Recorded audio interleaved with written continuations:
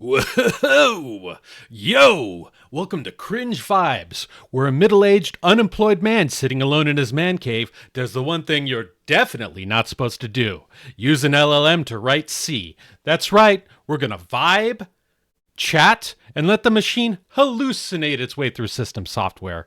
And to make it even more tragic, we're working through the first exercises of Chapter 1 of The C Programming Language by Kernighan and Richie, because what better way to misuse AI than on the holy book of C? Also, full disclosure, this introduction, I'm just literally reading what the LLM tells me to say. So if this goes off the rails, blame the robot. Will it compile? Will it be cursed? Let's get weird. In this document, I have a number of exercises pulled from Chapter 1 of the C programming language. What we're going to do is we're going to take the text originally intended as a programming exercise for humans and hand it off to Grok. Grok is going to cook, come up with some code. We're going to paste that C code into Compiler Explorer here, and we'll kind of judge, does it work? Does it accomplish the intent of the prompt? Let's get going. All right, exercise 1. Generate a hello world program. In this case, I've added additional language saying that we want to use C23 because that's how I've compiled or how I've configured GCC to run.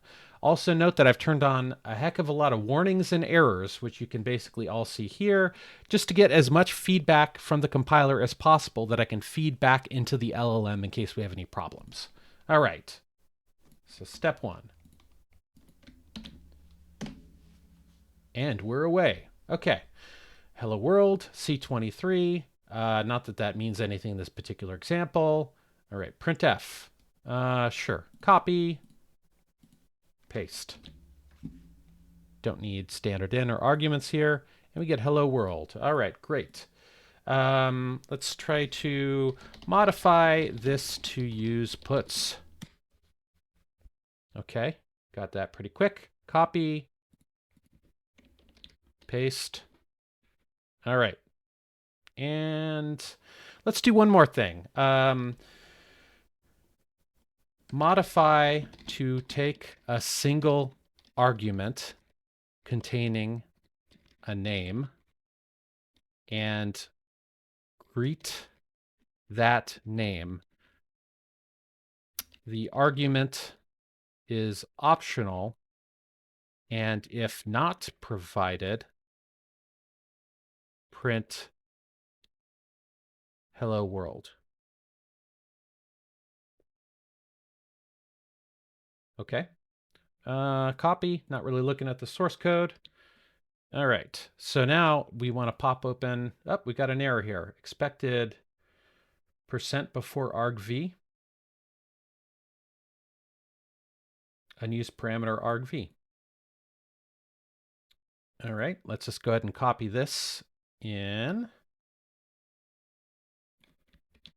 Throw this back to Grok.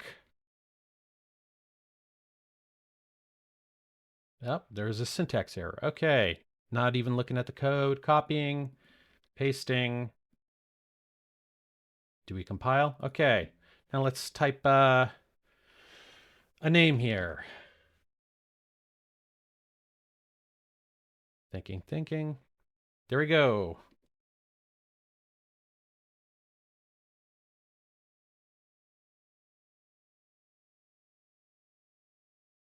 All right, great. Okay, so for our next exercise, we're going to be modifying existing code from KNR. Let's go ahead and copy this, paste this into Grok, and then now that this is in the context, we can put the command below this. We want to print a heading above the table. Let's paste that in here and go. Okay, so Grok is thinking. All right, we can see the heading is here. Here's what it's saying the output should look like. All right, so let's go ahead and copy and validate that that's the case. Nope. Yeah, right. So notice that there's an error here, and that's because the code from KNR is C89, and things like implicit int were not permitted in later versions, such as C23. So let's go ahead and copy this error here and paste this back into Grok for it to fix up. We should just be able to just paste the output. There we go. All right, cool. So let's go ahead and do this.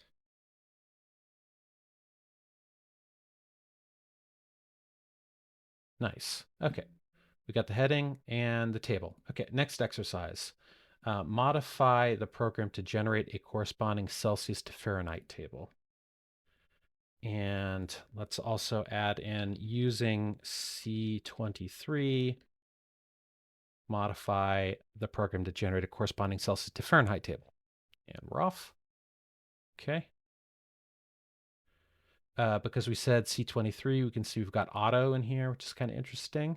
Auto int. That's kind of funny. So it looks like it's using auto because it associates the keyword auto with C23 because type inference is a new feature, but it's using auto in the old meaning, which is basically as kind of the storage class, meaning an automatic variable on the stack. So I'm actually not sure if this is going to compile because I think those two might conflict. I forget exactly how that works for C23. Let's copy and take a look. Okay, looks good. Just a little strange. And then for some reason, upper is 148. I think we originally wanted 0 to 300. So let's say modify the upper bound to be 300. Okay. Right now, copy, paste. All right. That auto thing's weird. We're just going to roll with it though. Next exercise. Okay. Modify the temperature conversion program to print the table in reverse order. Okay.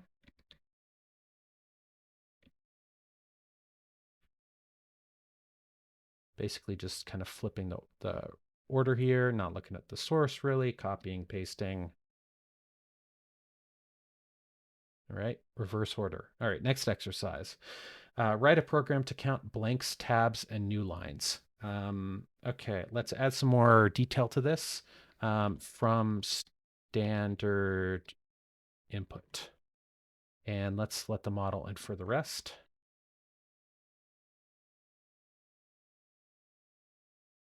Okay. Here's a C23 that counts blanks, tabs, and new lines from standard input. The program will read input until it counters EOF. Okay, cool. Copy, paste.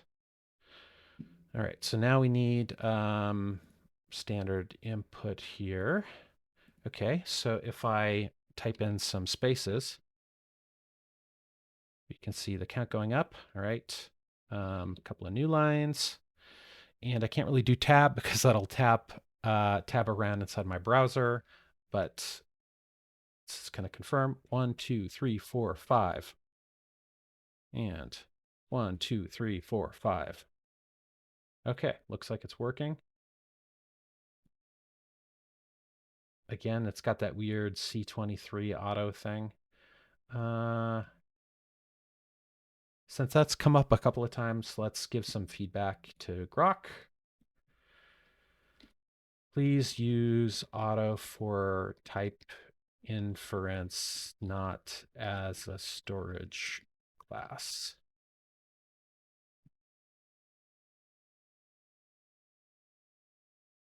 And C23 auto for type inference isn't fully implemented the same way.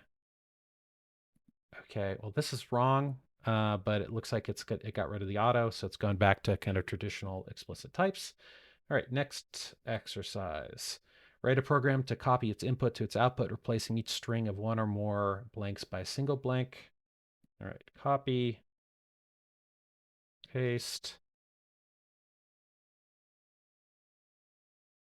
Okay, copy, paste. All right, so now I should be able to do something like ABC space, space, space, space, space, space, space, DEF, GHI.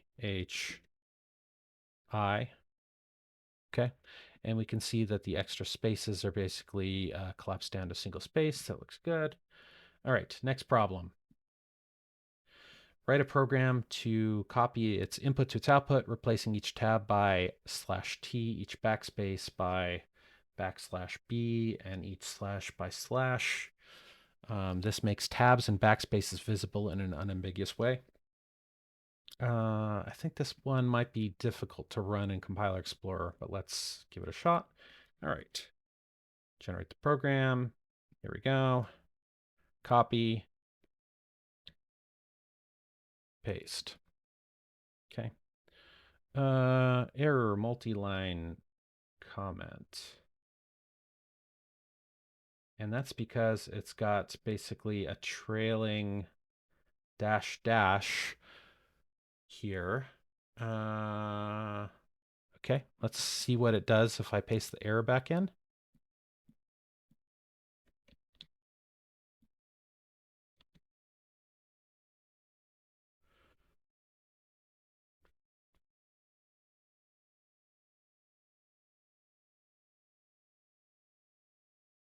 I'm not sure if that actually fixed it. Let's see. Nope, still got the same problem. Okay, let's try it again.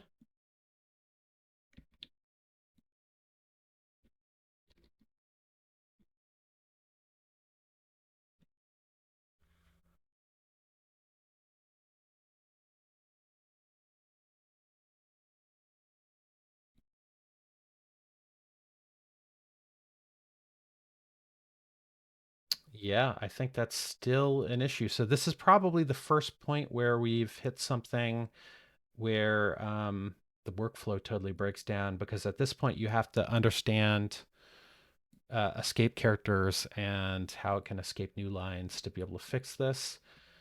Uh,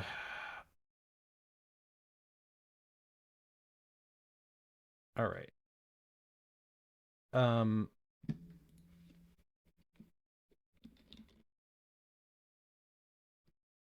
so I'm just going to say, please ensure that comments do not end in backslash to avoid escaping a following new line.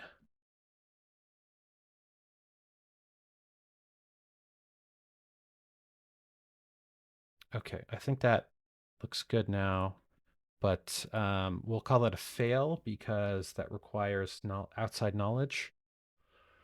All right, so now we've got tabs, backspaces, and backslashes. Can't do tabs, can't do backspaces, right? Because that'll just go back. Let me just do backslashes. Okay, one, that's all right. That looks good. Okay, next exercise. Write a program that prints its input one word per line. Okay, copy and paste. All right. Thinking.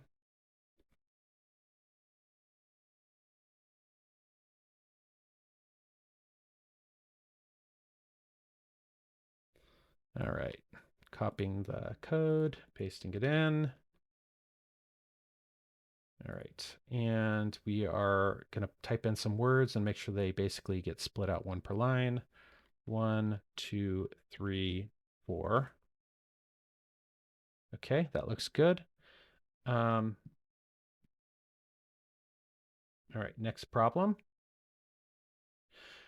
Write a program to print a histogram of the lengths of words and its input. It's easy to draw the histogram with the bars horizontal. A vertical orientation is more challenging. All right, so this is going to be our last exercise for the day because I'm kind of getting tired of vibes-based coding, but let's go ahead and copy this in and paste into Grok. And it's input from standard input. All right. Prints a horizontal histogram. Okay. Let's try to run this, and then we'll try to modify this for the vertical thing that the problem said is a little bit more challenging. Okay, cool.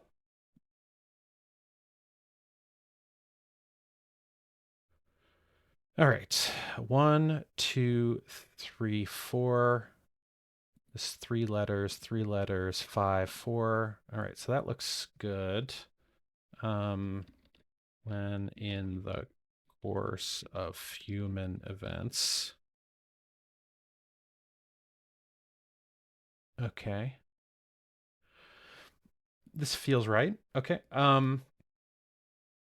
And let's try to ask for a vertical histogram since the vertical orientation is more challenging.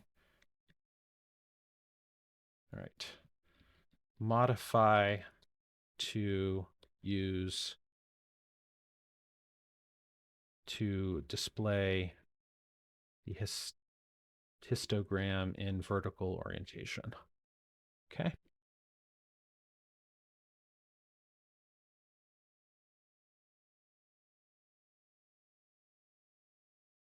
Yep. Grok was unable to finish. Try again. All right, retry.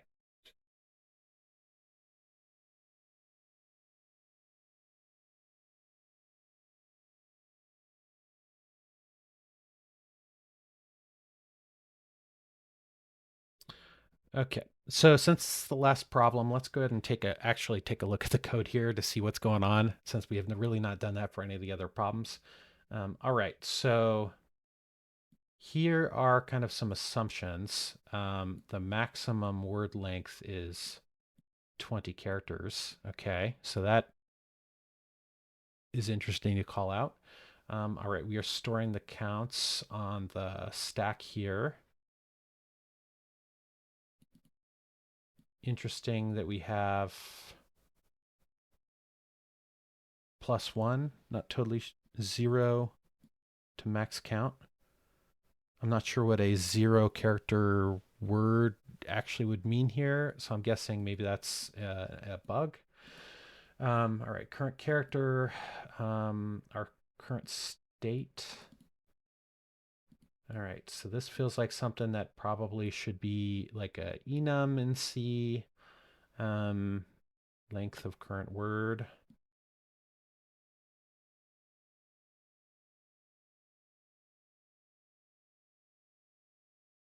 Okay. Loop variables. Maybe this is a KNRism that, like, this is kind of a C89 thing to do, to have these loop variables here at the top. All right, int max height, enter text. Okay. All right, we're getting the characters until end of file.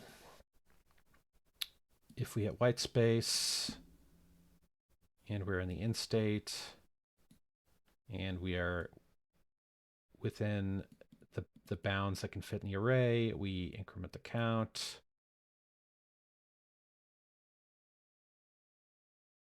Otherwise, we lump into the last bucket. Okay, that's also an interesting choice. Okay. All right, state out. So I guess that's like, are we inside a word? I take it. And so we're resetting here to out, current length 0. Right, if we are not, that means we're hitting non-white space and we're entering into a word and we increment the current length. Okay.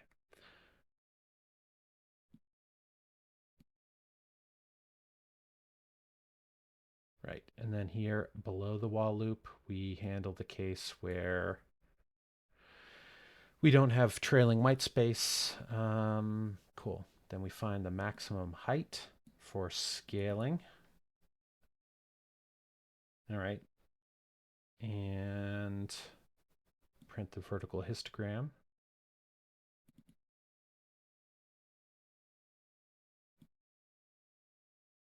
Yeah, this could definitely have the iterator inside the for loop. This also. Okay, so max length, max height. All right, bottom access. Okay, so cool. I mean, that's not terrible code. Let's copy it and paste this in.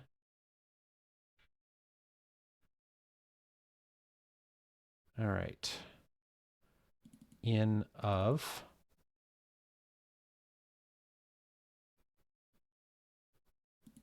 All right.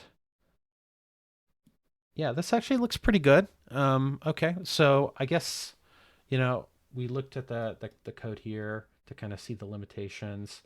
And I think, like, given the ambiguity of the prompt, max length of 20, and bucketing the results into longer words into that last bucket kind of makes sense, right? So if I do like something crazy long, it'll show up here. Oh, and we get a note here. Okay, that's cool. All right, so, yeah, so I actually kind of like this. Some of the stylistic stuff is a little weird, but I think this is a reasonable solution as well. Um, cool. So let's go ahead and stop at this point. So what have we kind of noticed here? So we're going through super basic C programming exercises through K&R. And this is the kind of stuff that LLMs they're able to handle without really a problem. The only issue that we actually hit was when the LLM generated a comment, and uh, the end of the comment was a slash, right? So which caused a parsing error. So that was kind of the one intervention that I really had to make. Otherwise, everything um, could have worked here without really having to inspect the C code, right? Um, that said, being able to look into the code was kind of necessary to be able to figure out some of the assumptions that the LM made about the requirements not being as precise. Um, wasn't too bad here because you could kind of see these defined at the top. Stylistically, this is like all over the place. I think because probably this is pulling from 10,000 GitHub repos where people post their solutions to the K&R book. There's like a lot of C89 type of code, which I'm guessing spills over into what we see here. Um, yeah, it works.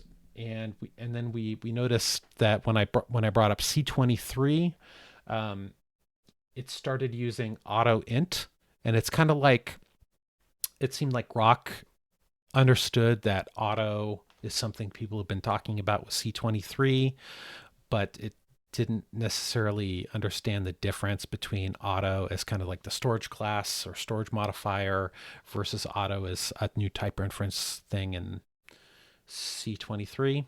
So, maybe some of these kind of overloaded words um, might end up being a little bit problematic for LLMs. So, I mean, things like extern static, auto, all the kind of classic stuff. Okay, so hope this was kind of interesting. We'll pick it up later, going through more exercises in K&R. And once I wrap up K&R, we'll push forward with other books and things just to see where this goes. Again, this is just kind of like a fun way for me to explore vibes-based coding or chat-oriented programming techniques, CHOP, and apply this to C and then later C++. Hope you all have a great day. Thank you for your time. Bye.